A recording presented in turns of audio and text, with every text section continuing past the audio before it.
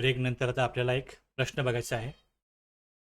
थोडं म्हणजे एक तरतूद आपल्याला समजून घ्यायची आहे, पण थोडं आपण ती प्रश्नाच्या रूपाने मांडणार आहोत आणि आपण समजून घेणार आहोत.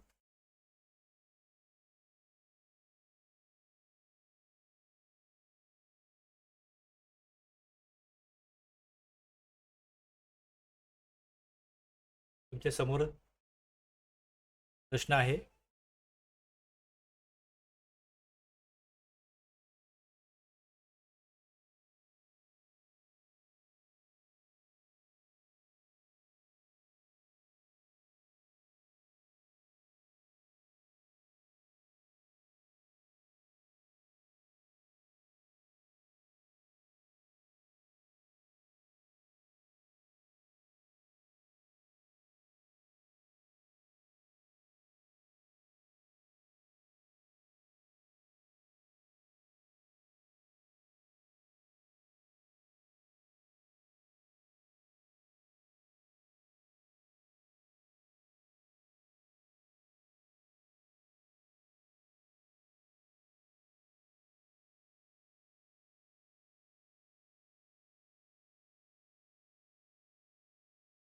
आपण सेक्शन 73 कंप्लीट बघितलेला आहे. त्याचबरोबर रूल 142 सुद्धा बघितलेला आहे.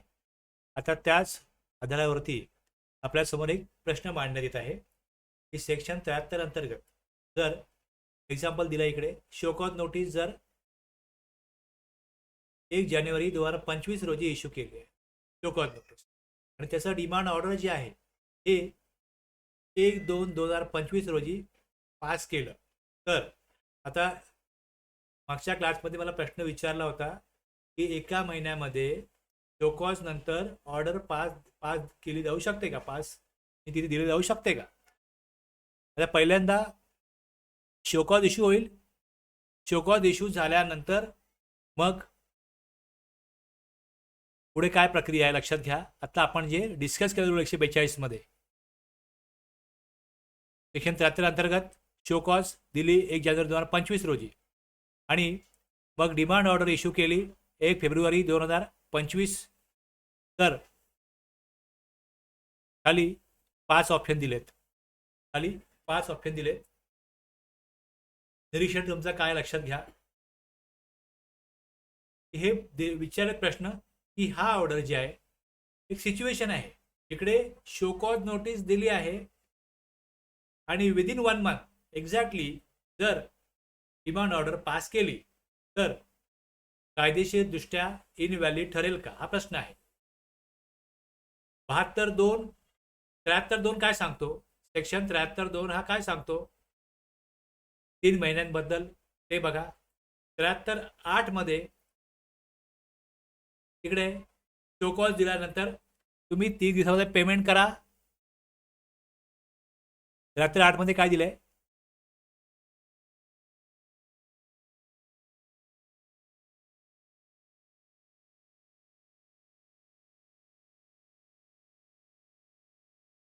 शोकॉज दिल्याच्या तारखेपासून 30 दिवसाच्या आत जर भरलं तर कोणतीही पेनल्टी लागणार नाही आणि त्या शोकॉज संदर्भातील सर्व प्रोसिडिंग्स कायद्याने संपुष्टात येतील असं मानले जाईल.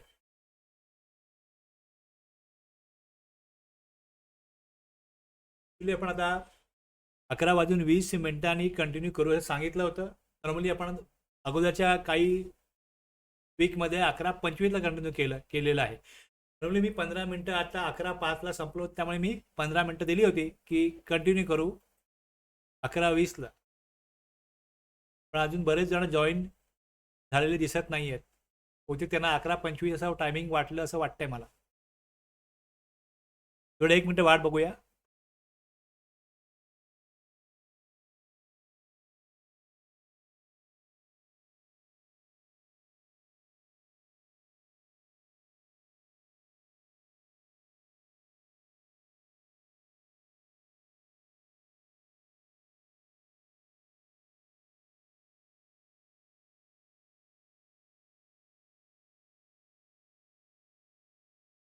मी 5 मिनिटं उशिरा जॉईन केलंय. तुळशीराम सर, दीपक सर, आपण 11:20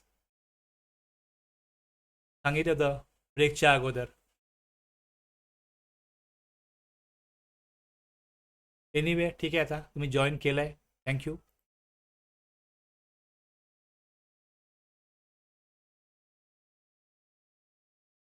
तर बघा आता इकडे आपण जे सेक्शन 73(8) मध्ये बघितलं, थोडंसं आपल्याला कनेक्ट करायचं आहे.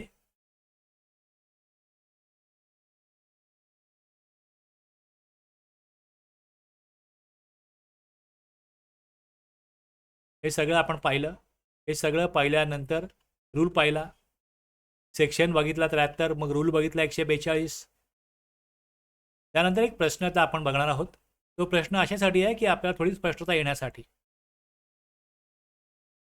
आणि जो मागच्या क्लासमध्ये निलेश सरांनी प्रश्न विचारला होता की एका महिन्यामध्ये ऑर्डर दिली जाऊ शकते का, शोकॉज पासून एका महिन्यामध्ये डिमांड ऑर्डर दिली जाऊ शकते का. म्हणजे 73 अंतर्गत शोकॉज नोटीस दिली, त्यानंतर डेट दिली 1 जानेवारी 2025 फॉर एक्झाम्पल, मग डिमांड ऑर्डर इश्यू केली 1 फेब्रुवारी, ऑर्डर पास केली. तर प्रश्न हा पडतो की सेक्शन 73 मध्ये शोकॉज इश्यू केल्यानंतर डिमांड ऑर्डर एका महिन्यात जर पास केली आहे, तर हा ऑर्डर केवळ 1 महिन्यात पास केल्यामुळे कायदेशीरदृष्ट्या इनव्हॅलिड ठरेल का. त्यानंतर 73(2) मध्ये जे 3 महिन्याचा नियम दिला आहे, तिकडे 3 महिन्याचा नियम म्हणजे जो आपण 73(2) आणि 73(10) हे कंबाईन रीड केलं तर आपल्याला समजतं की अंतिम आदेश शोकॉज दिल्यानंतर जे अंतिम आदेश डिमांड ऑर्डर जो पास केला जातो तो 3 वर्षामध्ये पास केला पाहिजे आणि त्याच्या 3 महिने अगोदर शोकॉज नोटीस दिली पाहिजे. आणि 73(8) पण आपल्याला आहे. 73(8) मध्ये काय दिलेलं आहे हे बघा. 73(8) मध्ये काय दिलंय की शोकॉज दिल्याच्या 30 दिवसाच्या आतमध्ये त्यांनी पेमेंट केलं तर इथे पेनल्टी लागणार नाही. पण 30 दिवस वाट पाहणं गरजेचं आहे का, असं सांगितलंय का कुठे. तर 73(8) मधील 30 दिवसाचा कालावधी हा कंपल्सरी थांबणावं, वेटिंग करावं असा पिरियड आहे का. रेव्हेन्यू प्रोडक्शनच्या विशेष परिस्थितीत अर्ली ॲड्ज्युडिकेशन करता येतं का. असं वाटलं की त्या एखादी कंपनी बंद होणार आहे, ते आपले ॲसेट विकतायत किंवा टॅक्सपेअर पळून जाऊ शकतो, अशा ऑर्डरची वैधता कोणत्या कसोटीवर तपासली जाईल. आता आपण ज्या प्रकारे इथे फॉर्ममध्ये बघितलं की ज्या वेळेस ऑर्डर काढली जाईल,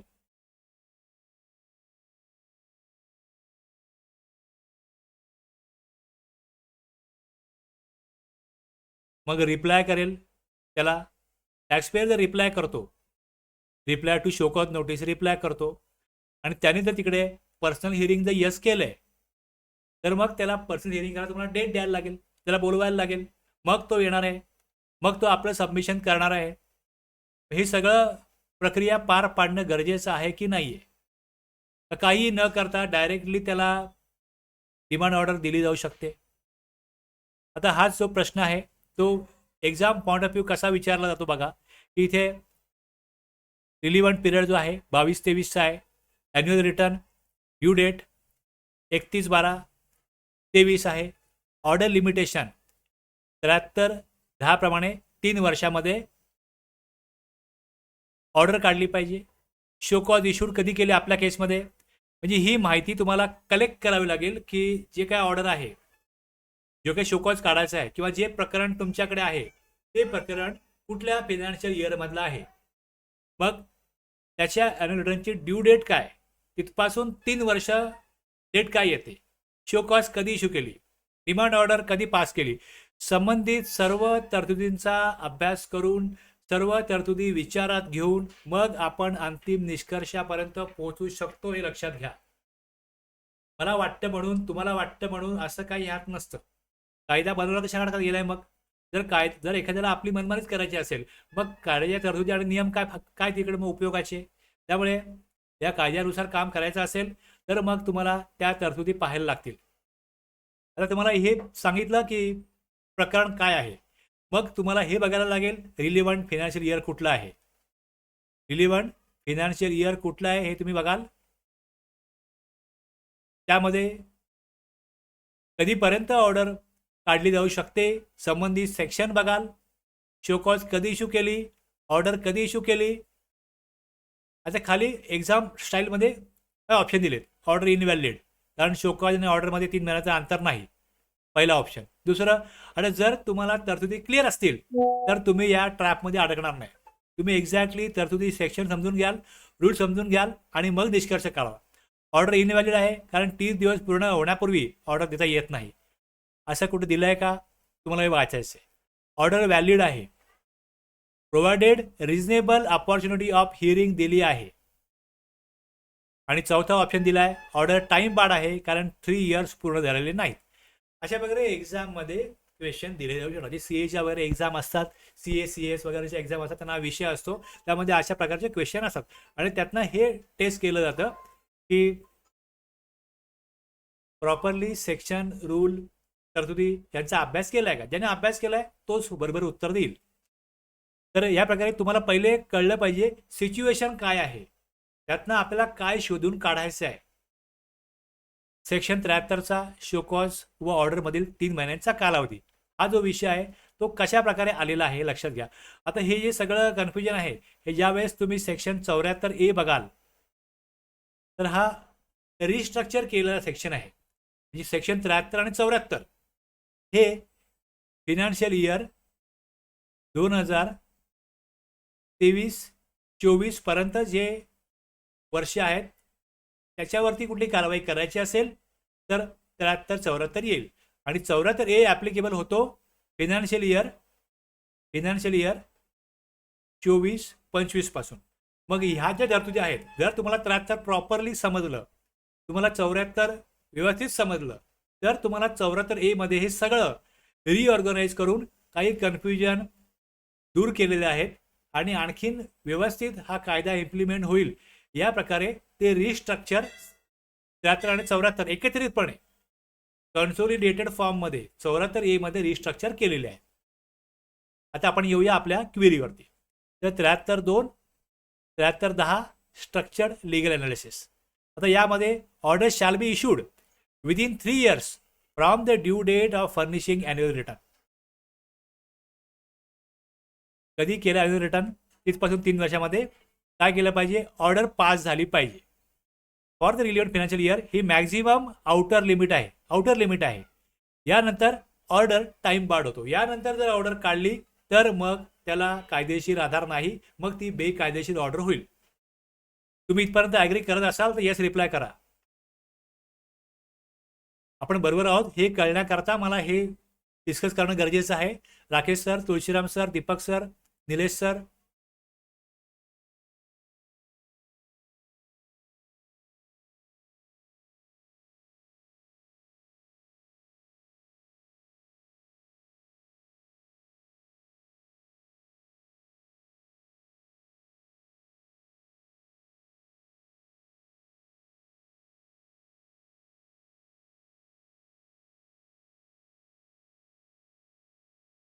तर 10 मध्ये काय सांगितलेलं आहे, लिमिटेशन पिरियड दिलेला आहे 3 वर्ष. 3 वर्षामध्ये तुम्ही काय केलं पाहिजे, ऑर्डर काढली पाहिजे. 3 वर्ष कधीपासून काउंट करायची, ॲन्युअल रिटर्नच्या ड्यू डेट पासून तुम्ही 3 वर्षामध्ये ऑर्डर काढली पाहिजे.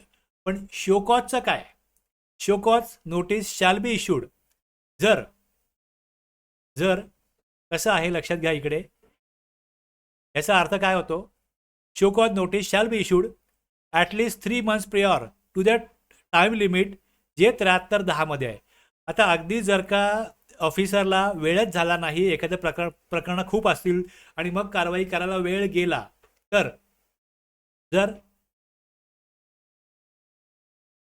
आपण एक टाइम लाईन काढू, GSTR 9 भरला गेला 31 डिसेंबर 2022, 1 वर्ष संपेल 2023, दुसरं संपेल 2024 आणि 2025ला इथे त्यांना डिसेंबर 31 डिसेंबर 2025 नंतर GSTR 9 भरला गेलाय FY 21-22. ह्या प्रकरणामध्ये 2022 पासून जी ड्यू डेट असेल GSTR 9ची ॲन्युअल रिटर्नची तिथपासून 3 वर्षामध्ये ऑर्डर कधी काढता येईल? 31 डिसेंबर 2025ला. मग ह्याच्यात 3 महिने अगोदर इथे इथे 3 महिने अगोदर जो मॅक्झिमम टाइम लिमिट आहे ह्याच्यात 3 महिने अगोदर, म्हणजे इकडे समजा त्यांनी 30 सप्टेंबरला पर्यंत शो कॉज देणं गरजेचं आहे. अर्थ हा निघतो. आणि मग त्यातनं आपण हे म्हणू शकतो की SCN हा ऑर्डरच्या अंतिम तारखेच्या किमान 3 महिने आधी दिला गेला पाहिजे. हे अंतिम तारखेच्या किमान 3 महिने हे तेव्हा होतं ज्यावेळेस 2 वर्ष 9 महिने काही शोकॉज पाठवलीच नाही. तर शोकॉज मॅक्झिमम कधी पाठवता येऊ शकते? 30 सप्टेंबर 2025. जर शोकॉज नाही पाठवली तर मग ते 3 महिन्याचा गॅप मेंटेन होत नाही. त्यामुळे आपण हा निष्कर्ष काढू शकतो की शोकॉज आणि ऑर्डरमधील कंपल्सरी 3 महिने गॅप पाहिजे असं कुठे दिलेलं आहे का? तर असं कुठे दिलेलं नाही. शोकॉज आणि ऑर्डरच्या आउटर लिमिटेशनमधील अंतर दिलेलं आहे. या निष्कर्षाला आपण पोहोचू शकतो. तुम्ही जेवढं विचार कराल, विचार प्रक्रिया आहे प्रत्येकाची, तो कुठल्या अँगलने जातो, वेगवेगळे व्ह्यू बनू शकतात. आता मी ज्या व्ह्यूने तुम्हाला सांगतोय त्या व्ह्यूने आपण पुढे जाऊ. रिलिव्हंट पिरियड काय आहे? वरच्या एक्झाम्पलला 22-23 आहे. ॲन्युअल रिटर्न 31/12/2023ला आहे. आउटर लिमिट 31/12/2023 3 इयर्स, म्हणजे 31/12/2026 पर्यंत ऑर्डर पास केली जाऊ शकते. ऑर्डर पास केली जाऊ शकते. शोकॉज लिमिट काय येईल त्याप्रमाणे 30/9/26. जर फिनान्शियल इयर 22-23ची कारवाई तुम्ही हाताळत असाल तर तुम्हाला हे उत्तर मिळतं कधीपर्यंत काढायला पाहिजे. शोकॉज किमान 30 सप्टेंबर 2026 पूर्वी इश्यू झालेली असली पाहिजे. जे मी तुम्हाला सांगितलं ते मी फिनान्शियल इयर 21-22 सांगितलं. इकडे 22-23 आहे, तेच एक्झाम्पल आहे. तसंच आहे, फक्त इयर चेंज केलं. आता इथे हे टाइमलाईन दिलेली आहे. Show cause must be issued. Show cause must be issued before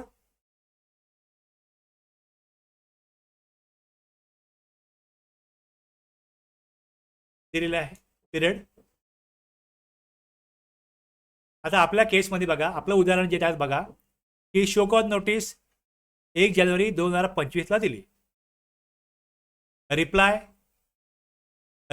जर का शोकॉज दिल्यानंतर टॅक्सपेयरनी रिप्लाय दिला 15/1/2025ला रिप्लाय दिला की मला हिअरिंग पाहिजे, मग तुम्ही त्याला हिअरिंगला बोलवता. डिपार्टमेंट ऑफिसर त्याला हिअरिंगला बोलत. हिअरिंगला आल्यानंतर 25/1 त्यांनी आपलं सबमिशन दिलं आणि मग ह्या अशा प्रकारच्या प्रक्रियेमध्ये ऑर्डर 1/2/2025ला काढली. तर आता तुम्ही याचं कायदेशीर विश्लेषण काय कराल? ऑर्डर लिमिटेशनच्या आत आहे, म्हणजे जो पिरियड दिलाय, ज्या पिरियडमध्ये ऑर्डर काढायची लास्ट डेट काय आहे, मग ऑर्डर काढायच्या लास्ट डेटच्या आतमध्ये शोकॉज दिल्यानंतर जर टॅक्सपेयरनी त्याचं रिप्लाय करतं, हिअरिंग पण होतं आणि मग त्याची ऑर्डर काढली जाते, ऑर्डर लिमिटेशनच्या आत आहे, ऑर्डर योग्य वेळी काढली गेली आहे. त्यानंतर शोकॉज स्टॅट्युटरी विंडोच्या आत आहे. कायद्यात शोकॉज ऑर्डरमध्ये मिनिमम वेटिंग पिरियड नमूद नाही, म्हणजे शोकॉज आणि फायनल ऑर्डर याच्यामध्ये ठराविक अंतर असलंच पाहिजे असं दिलेलं नाहीये. फायनल डेटच्या आतमध्ये शोकॉजमध्ये मिनिमम 3 महिने पाहिजे असं आता आपण तिथे वाचलं. म्हणून ऑर्डर कायदेशीररित्या वैध आहे. प्रोव्हाइडेड काय म्हटलं, कंडिशन काय, नॅचरल जस्टिस, म्हणजे हे जे आहे सेकंड आणि थर्ड. रिप्लाय केलाय, हिअरिंगला बोलवलंय त्यांना टॅक्सपेयरला, मग आता का थांबायचं?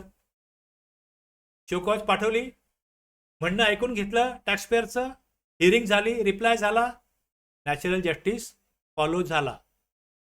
अशा परिस्थितीमध्ये ऑर्डर काढली तर ती कायदेशीररित्या वैध राहील. 73(8) मध्ये 30 दिवस दिलेले आहेत, मग 30 दिवस थांबायलाच पाहिजे का असाही प्रश्न आहे. मग त्याविषयी काय, पेमेंट बेनिफिट विंडो आहे, पेनल्टी अवॉर्डन्स, म्हणजे कुठेही तुम्ही 30 दिवस तरी थांबा, असं काय नाही आहे. जर टॅक्सपेयरने रिप्लाय केला, त्याला नॅचरल जस्टिसप्रमाणे आपली बाजू मांडण्याकरता बोलवण्यात आलं, नॅचरल जस्टिस पाळला, order shall not be pass before expiry of 30 days असंही कुठे दिलेलं नाही आहे. महत्त्वाचा घटक काय, फक्त नॅचरल जस्टिस हा महत्त्वाचा घटक आहे. आपण जे सेक्शन वाचले तर या सेक्शनमध्ये ऑर्डर काढण्यापूर्वी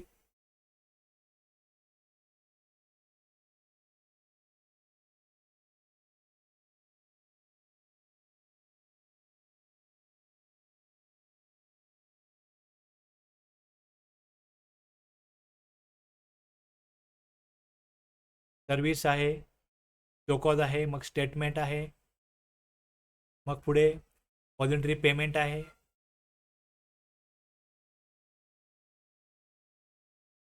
पुढे इथे तुम्ही याल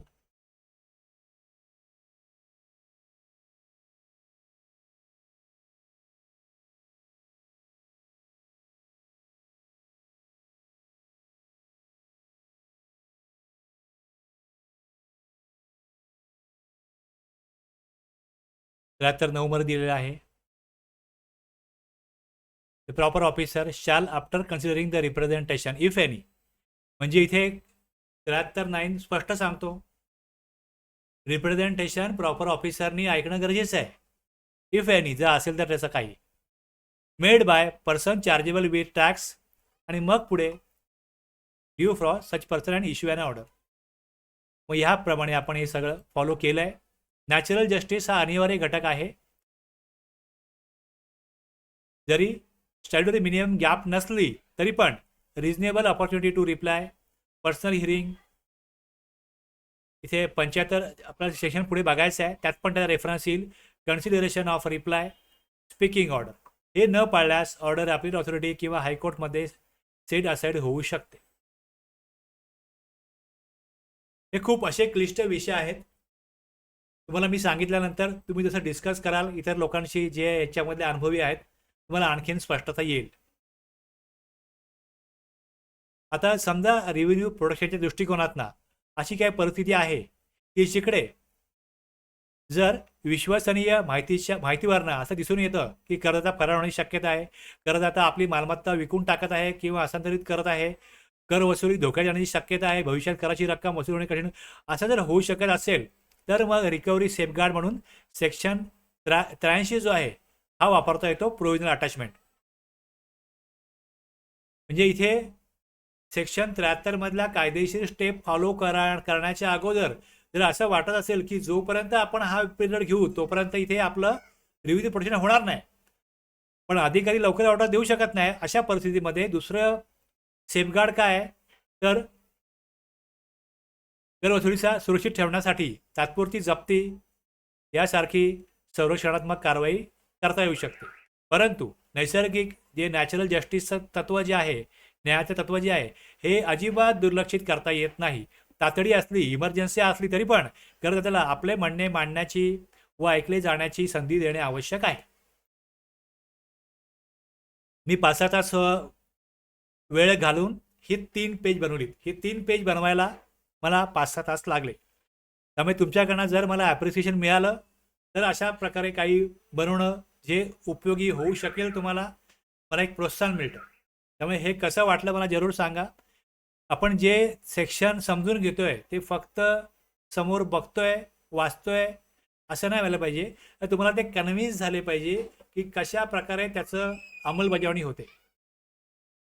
त्यामुळे यातनं आपण हे काढू शकतो की तत्वज्ञानात्मक नोंद कायदा महसुलाचे संरक्षण करतो, परंतु न्याय प्रक्रियेतील निपक्षता याहून अधिक मूलभूत आहे.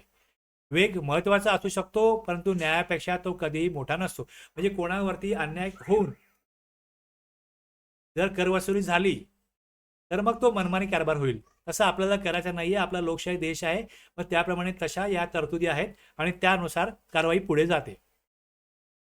तर हे इकडे सगळं कन्सेप्च्युअल क्लॅरिटी करता समरी दिलेली आहे की 73-10 बघा, 73-2, 73-8 हे सगळं आपल्या डिस्कशनमध्ये आलं. परत शोकॉज नोटीस ऑर्डरमधली गॅप अनिवार्य कालावधी कुठे दिला आहे का, पण नॅचरल जस्टिस दिलेला आहे. रिप्रेझेंटेशन झाल्यानंतर टॅक्सपेअरचं मग पुढे काय करायचं आहे,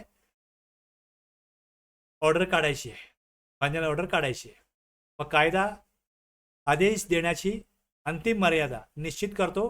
तो आदेश देण्यास किमान विलंब करणे बंधनकारक ठरवत नाही, परंतु निर्णय प्रक्रिया ही केवळ कालमर्यादेपुरती मर्यादित नसते. ती प्रक्रियात्मक निपक्षतेवरती ही तितकीच अवलंबून असते. कायद्यात स्पष्ट मनाई नसल्यास लवकर आदेश देणे शक्य असते, परंतु निपक्षता न पाळल्यास तो आदेश कमकुवत ठरू शकतो. म्हणजे ह्या इथे लक्षात घ्या की एक जी काय कारवाई केली जाते यातना सगळ्याचा कम्प्युटराइज आहे. एक ॲनालिसिस रिपोर्ट सिस्टममध्ये बनतो की ॲड्ज्युडिकेशन ऑथॉरिटीनी किती प्रकारच्या शो कॉज दिल्या, कुठल्या आधारावर दिल्या, त्यातला किती फायनली त्यातनं पेमेंट झालं, आणि मग किती पुढे अपील ऑथॉरिटी, अपील ट्रिब्युनल आणि कोर्टमध्ये गेल्या. म्हणजे कायद्याच्या निकषावरती जर ॲड्ज्युडिकेशन ऑथॉरिटी काम करत नसेल, प्रॉपरली सगळ्या तरतुदी लक्षात घेऊन जर काम करत नसेल आणि मग कर वसुली होत नसेल, तर मग तिथे ॲड्ज्युडिकेशनची प्रक्रिया ही प्रॉपरली होत नसेल, तर मग तिथल्या काम करणाऱ्या लोकांचा उपयोग काय, प्रश्न हा आहे. कशाकरता बनवलं आहे ॲड्ज्युडिकेशन ऑथॉरिटी, कशाकरता बनवली आहे की जिकडे रेव्हेन्यू लिकेज आहे तो प्रॉपरली शोधून काढून त्याच्यावरती योग्य प्रकारे शोकॉज ऑर्डर हे काढून रेव्हेन्यू प्रॉपरली कलेक्ट करणं हे त्यांचं काम आहे. मग यातनं ते किती सक्षमपणे काम करतायत हे सगळं रिपोर्टमध्ये कळतं. त्यामुळे योग्य केसेस निवडणं, त्याच्यावरती योग्य प्रकारे कारवाई करणं हे आवश्यक असतं आणि त्यासाठी हे सगळं आपण समजून घेत आहोत.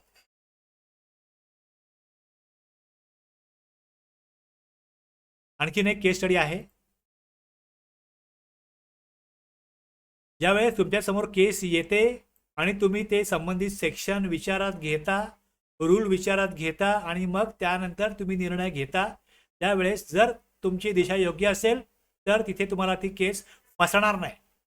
जरी ते अपीलात जरी गेले तरी तिकडे ॲड्ज्युडिकेशन ऑथॉरिटीने काढलेली त्रुटी आहे, टॅक्स चोरी आहे, बरोबर होती, तर मग तिथे काम प्रॉपरली झालेलं आहे हे सिद्ध होतं आणि तिथे जी उपयोगिता आहे ही सिद्ध होते ॲड्ज्युडिकेशन ऑथॉरिटीची. आता आपण पुढचा केस स्टडी बघूया. तुम्ही तयार आहात का? Rakesh sir, Tulshiram sir, Deepak sir, yes reply करा. आपण पुढचा केस स्टडी बघू. जस्ट एक मागच्या 10-15 दिवसापूर्वी एका व्यक्तीने मला, एका जीएसटी इन्स्पेक्टरनी मला ही क्वेरी विचारली होती की या प्रकरणामध्ये आम्ही कारवाई करतो आहोत, तर मग कशा दिशेने आम्हाला पुढे जावं लागेल, तुमचं काय म्हणणं आहे. तर मी तो जो इश्यू आहे तोच मग इथे घेतलेला आहे आणि यावरती आपल्याला चर्चा करायची आहे. तुम्ही तयार आहात का? येस रिप्लाय करा.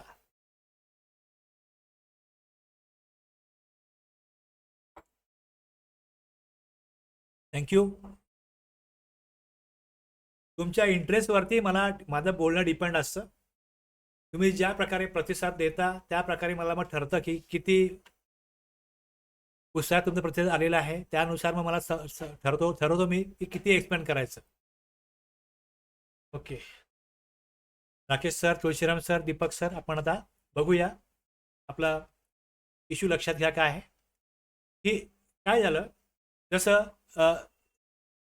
स्क्रुटिनी पहिले एक पायरी असते, मग इन्स्पेक्शन किंवा ऑडिट पण असतं. तर याच्यामध्ये हे लक्षात आलं असं की आता RCM एक सप्लाय केला गेला. आता जर लक्षात घ्या, इकडे एक ए आणि एक बी आहे. सप्लायर ए आहे, रिसिपियंट बी आहे. या केसमध्ये RCM सप्लाय करतोय, ए जो आहे तो RCM सप्लाय करतोय. म्हणजे इथे रिसिपियंटची लायबिलिटी आहे की त्यांनी टॅक्स जमा करावा. आणि सप्लायरची लायबिलिटी काय आहे? सप्लायरची लायबिलिटी काय लक्षात घ्या इकडे.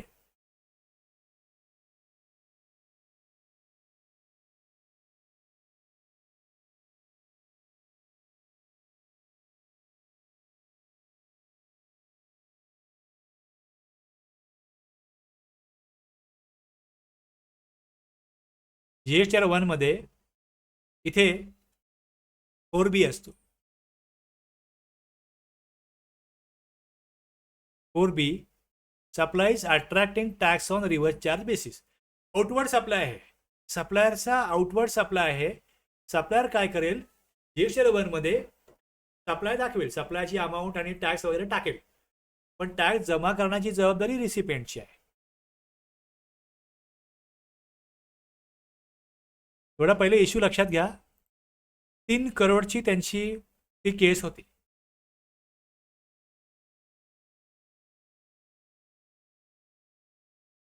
जे टॅक्स जर रिकवर होईल ते 3 करोडचा रिकवर होईल. ज्यावेळेस GSTR 1 फाईल केला जातो त्यावेळेस GSTR 1 मध्ये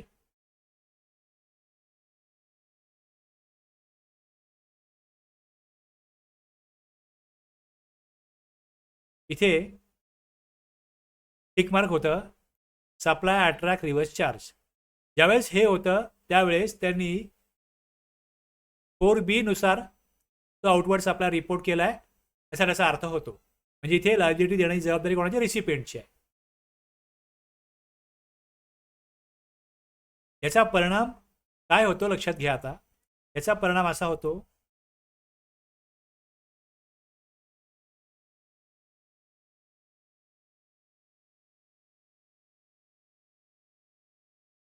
ते 2B मध्ये जातं आणि 2Bत ना इथे बघा inward supplies liable to reverse charge, किती टॅक्स जमा करायचा आहे हे सगळं आता ऑटोमॅटिक होत असल्या कारण काय होतं, सप्लायरनी GSTR 1 भरला, आता इनवर्ड सप्लाय आहे, रिसिपेंटची जबाबदारी आहे, किती टॅक्स आहे हे इथे येतं, रिसिपेंट इथे अलर्ट होतो. पण आपल्या केसमध्ये काय झालं लक्षात घ्या. आता रिसिपेंटने RCM भरला नाही. आता रिसिपेंटने RCM भरला नाही कारण की सप्लायरनी तो रिपोर्टच केला नाही. सप्लायरनी रिपोर्ट केला, पण कुठे रिपोर्ट केला, मला टॅक्स भरायला येत नाही ना असं समजून सप्लायरने काय केलं, सप्लायरनी GSTR 1 मध्ये ती अमाऊंट दाखवली GSTR 1 मध्ये, पण इथे या नील रेटेड सप्लाईज म्हणजे या 8A मध्ये दाखवली. नील रेट किंवा एक्झाम्प्टेड म्हणा, त्यात दाखवली कुठे, मला टॅक्स भरायला येत नाही, अमाऊंट किती आहे त्यांनी दाखवली. त्यांनी 4B मध्ये रिपोर्ट नाही केली, त्यांनी या टेबल 8 मध्ये रिपोर्ट केली.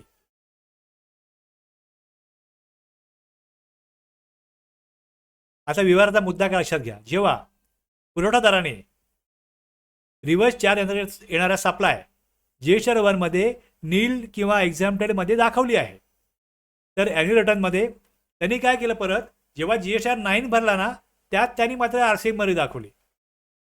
प्राप्तकर्त्याने कर भरलेला नाही, म्हणजे सप्लायरचं त्यांनी ज्यावेळेस स्क्रुटिनी करत असताना चेक केलं तर हे दिसतं की त्यांनी रिटर्न जो भरला आहे GSTR 1 मध्ये स्टेटमेंटमध्ये चुकीचं दाखवलं, पण ॲन्युअल रिटर्नमध्ये काय केलं, त्यांनी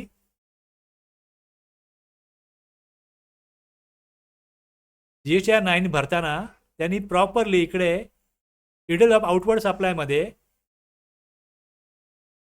जे नील रेटमध्ये अमाऊंट किंवा एक्झाम रेटमध्ये अमाऊंट आली होती त्यातली अमाऊंट काढून त्यांनी ती रिपोर्ट केली, supplies on which tax to be paid by recipient on reverse charge basis. दिसते प्रॉपरली तुम्हाला, विजिबल आहे. मी GSTR 9 काढला आहे, तुम्हाला विजिबल आहे. त्यांनी ॲक्च्युली ती अमाऊंट जशी ऑटो पॉप्युलेट होईल एक्झाम रेटमध्ये किंवा नील रेटमध्ये ती त्यांनी काय केली, रिपोर्ट केलेली आहे, supplies on which tax is to be paid by the recipient on reverse charge basis. Reporting GSTR 1 मध्ये चुकीचं झालं होतं सप्लायरचं, ते त्यांनी करेक्ट करून घेतलं GSTR 9 मध्ये. स्वतः तो सेफ झाला यातना. आता प्रश्न येतो हा की करदायित्व सप्लायरकडे वळवता येईल का. म्हणजे ज्या ऑफिसरकडे ही केस होती त्यांनी काय केलं, सप्लायरला कॉन्टॅक्ट केलं आणि सप्लायरला कॉन्टॅक्ट करून त्याला हे सांगितलं की तुम्ही इतके इतके सप्लाय केलेलं आहे, तुम्ही टॅक्स द्या. तो म्हणतो मी टॅक्स देणं मला लागतच नाही, रिसिपियंटकडून टॅक्स घ्यायला पाहिजे तुम्ही. मग त्याला विचारलं तुम्ही GSTR 1 ला चुकीचं रिपोर्ट केलंय, तुम्ही ठीक आहे, पण मी GSR 9 मध्ये करेक्ट केलंय, मी काय टॅक्स देणं लागत नाही, त्यांनी हात वरती केले. आता मग आपल्याला बघायला लागेल कायदा काय सांगतो, लिगल पोझिशन, कायदा काय सांगतो इकडे. तर ज्यावेळेस सेक्शन 9(1) बघू तेव्हा सप्लायरने टॅक्स देणं आहे. पण ज्यावेळेस रिव्हर्स चार्ज कुठल्या सेक्शनमुळे येतो, रिव्हर्स चार्ज येतो सेक्शन 9(3) प्रमाणे. त्याची केस जी होती ती सेक्शन 9(3) मधला त्यांनी सप्लाय केला होता. जिकडे काय नोटिफाईड सप्लाईज आहेत, त्या नोटिफाईड सप्लाईज प्रमाणे RCM अंतर्गत कर भरण्याची जबाबदारी कायद्याने रिसिपियंटकडे हस्तांतरित होते. त्यामुळे इथे ऑपरेशन ऑफ लॉ नाही आपण विचारात घेऊ शकत. रिटर्न फायलिंग किंवा डिस्क्लोजर हा लायबिलिटीचा स्त्रोत नाहीये, हा बेसिस नाहीये. RCM लायबिलिटी कायद्यानुसार flows from the statute, not from suppliers return. हे लक्षात घ्या. म्हणजे इथे आपसामध्ये सप्लायर रिसिपियंट ठरवू शकत नाही की टॅक्स कोणी द्यावा.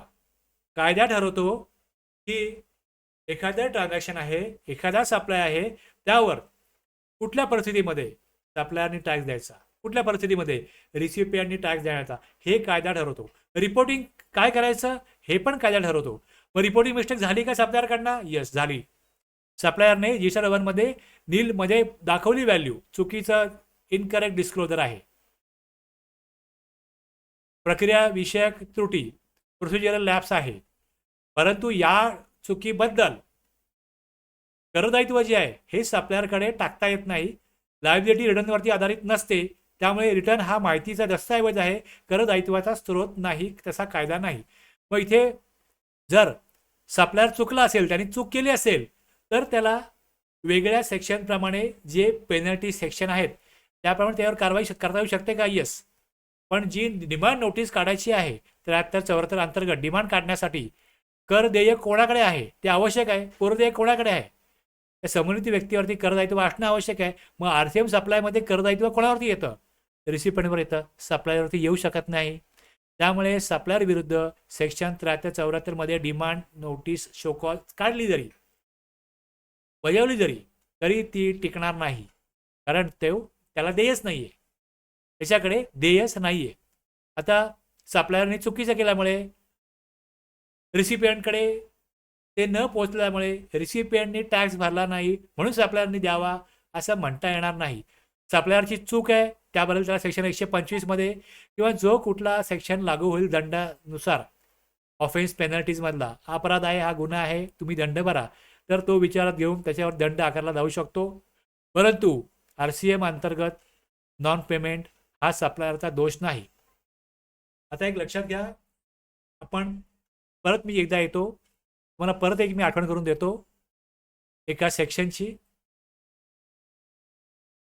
थोडं लक्षात घ्या.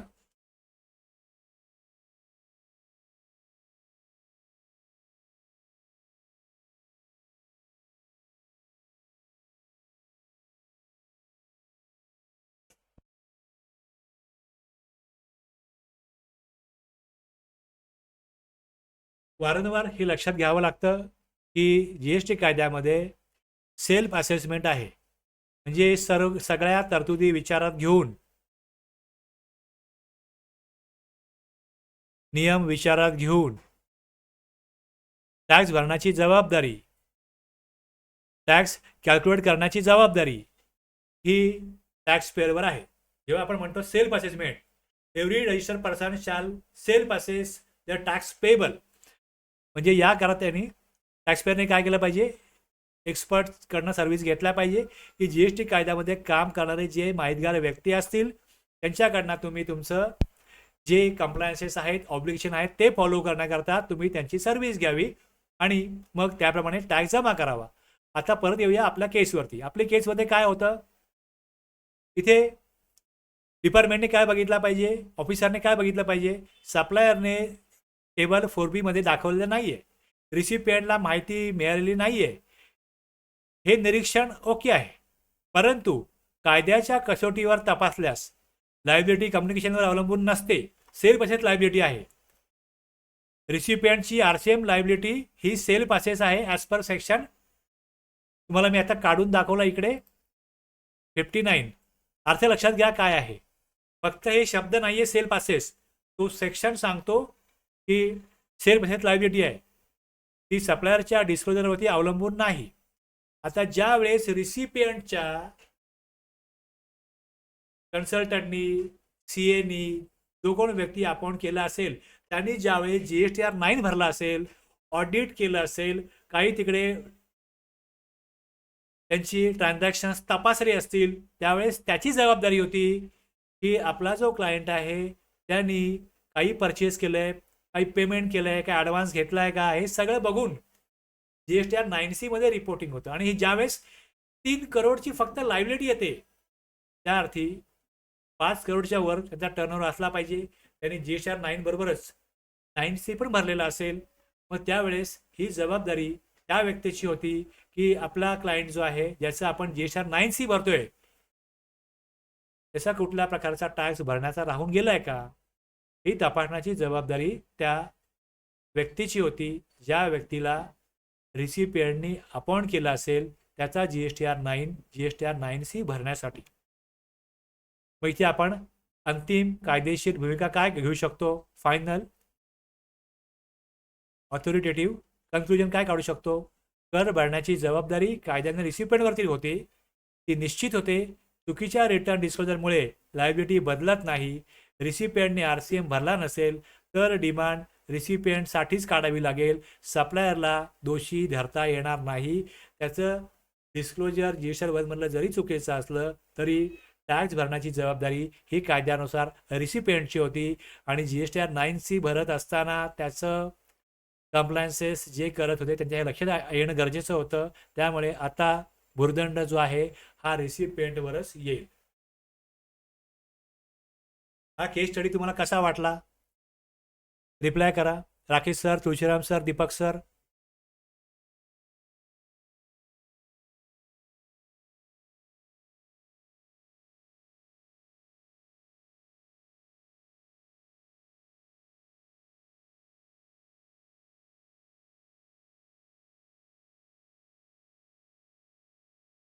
मला अशा प्रकारचं सगळं हे बनवायला, डिझाईन करायला 2 तास, 3 तास, 4 तास लागत असतं. प्रॉपर फ्लो मला कंटिन्यू करायचा असतो. सगळे सेक्शन रूल तिथे सगळं कोट करावं लागतं. त्यामुळे तुमचे कौतुकाचे 2 शब्द मला प्रोत्साहित करत असतात. Tulshiram sir, thank you very much. तुम्ही खूप भारी असं लिहिल्याबद्दल.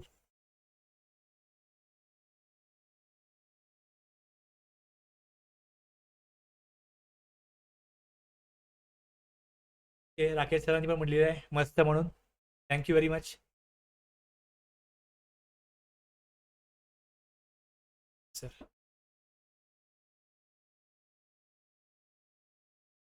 खूप बारकाईने माहिती मिळत आहे सर. Thank you Tulshiram sir.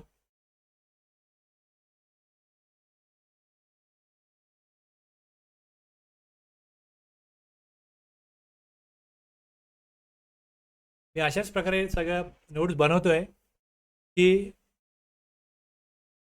तुम्ही सक्षम झाला पाहिजे. जर तुमच्यावरती वरिष्ठांनी जबाबदारी सोपवली तर तुम्ही एका हाती पार पाडण्याकरता सक्षम व्हावं.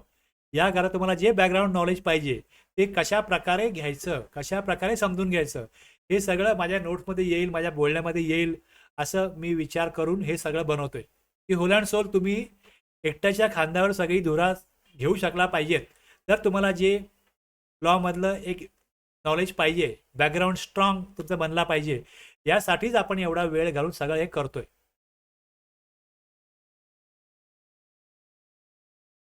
उद्या आपण सेक्शन 74 फ्रेश उद्याच्या सेशनला घेऊ.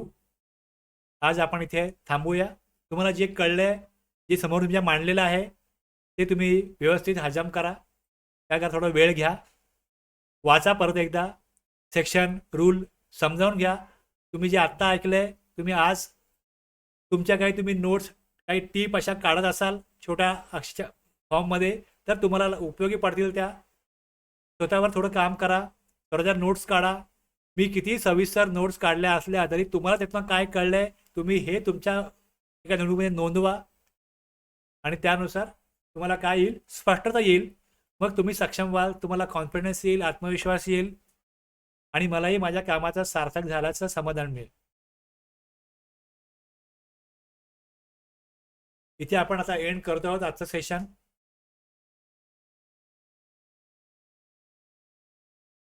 उद्या आपण सेक्शन 74 उद्या पाहू. धन्यवाद तुम्ही लाईव्ह क्लास अटेंड केल्याबद्दल. Tulshiram sir, Rakesh sir, Deepak sir, thank you very much. Kunal sir येतात, हजेरी लावतात, मला वाटतं बहुतेक रोज, एवढपर्यंत दिसत नाहीत.